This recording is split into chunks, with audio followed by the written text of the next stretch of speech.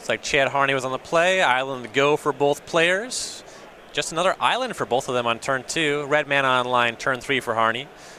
Augur Bolus finds a Tormenting Voice. Gaieski just a third island. No red mana just yet. Yeah, it's possible Gaieski took a mulligan or two. He looks light on resources, and without access to red mana, he's not really doing a whole lot. Chad Harney actually put an Augur Bolus to good use.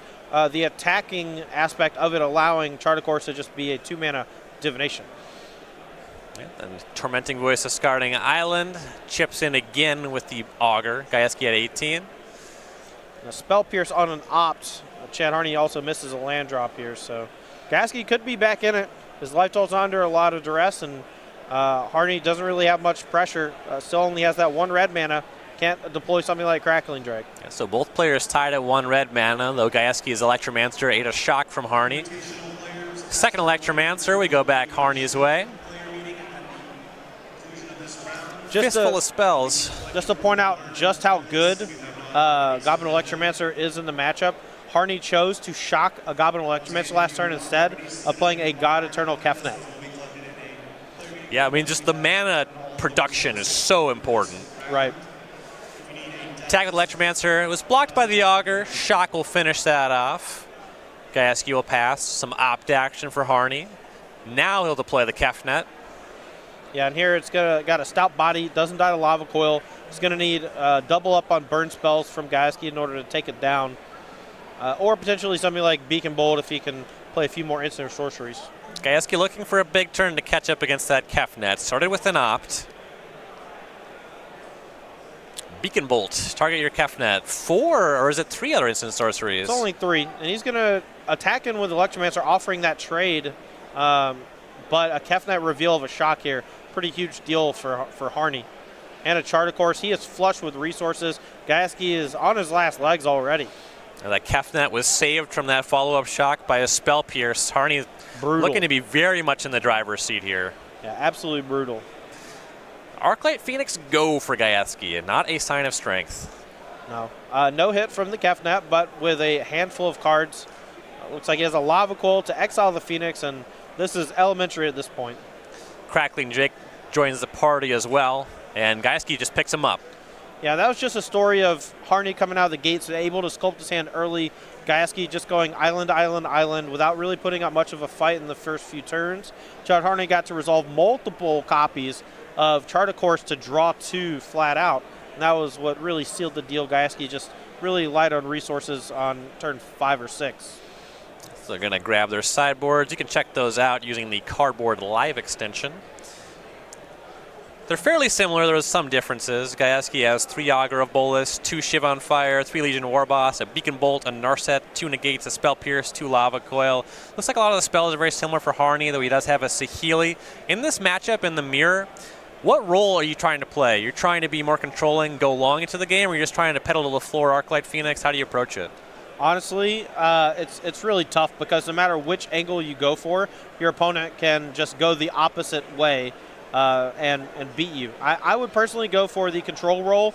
Both players have access to a ton of removal after sideboard, so it's going to be really hard to be the beatdown. But I've seen people have success boarding in Legion Warboss in these mirrors because sometimes you catch your opponent tapped out, you generate that 1 token, and that 1 token ends up being an extra card off of Chart a Course, an extra couple points of damage as the game progresses, and ultimately leading to some really awkward moments with things like Narset Part of Veils being at 1 loyalty, for example. So sure.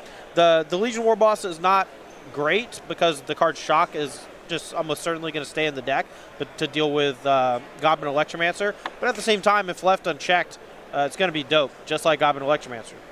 Looks like Gaieski going to be taking a mulligan here on the play. Harney good on 7. It is really interesting. You know, Electromancer is your most exposed card to shock, and then Warboss also very exposed to shock. But when you have a higher threshold of just those great cards, eventually one of them should stick. Right, and it's just all about overloading your opponent's resources at that point. You know, if you're all threats and low removal, your opponent just might run out of burn spells at some point. Well, here's a Warboss for Gaieski on turn 3. Is there a shock? There's an opt. It doesn't feel like a shock. Gaieski reaching for the token. There it is. There it is. Goblin connects. And that's it. I mean, and even if Chad Harney untaps and Lava Coils this, That's not that good. Jeez, just opting again. Now he has the shock. Great. Perfect. Right on time. This Ben Freeman Goblin token might turn on Chart of Course. It's definitely going to do a couple points of damage. And Chad Harney is going to be having to basically play catch-up from here on out. Crackling Drake is follow-up for Gaieski, though now Harney has Guard Eternal Kefnet. Interesting game again. Yeah, and that's a big one. Guard Eternal Kefnet is huge in these mirror matches. It's very good against decks that play red because usually the biggest burn spell they play is Lava Coil, and that only does 4 points. Another War Boss for Gaieski, 2 tokens and the Drake Rumble across. Harney's at 15.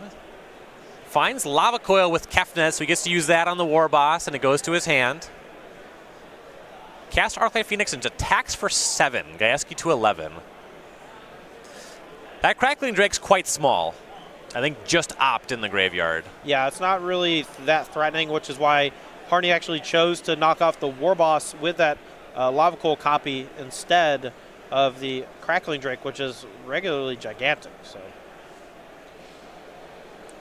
Yeah, maybe sussed out Gaieski a little fluttered on just creatures, stuff like Arclight Phoenix in the hand. Yeah, fluttered on creatures, but also just didn't have a removal spell for the God Eternal Kefnet straight up. So Harney going to try to turn the corner here and play a lot more aggressive. Could have gone for Lava Coil on the Crackling Drake on the previous turn, but noted that it's not that big. Really aggressive line for Gaieski. Cast Arclight Phoenix, Lightning Strike upstairs, attacks with the team. Harney's at 5.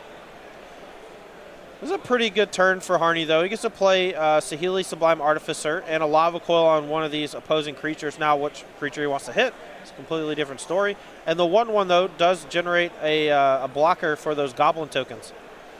Yeah, pretty good swing. So Coil takes care of the Crackling Drake, makes that servo.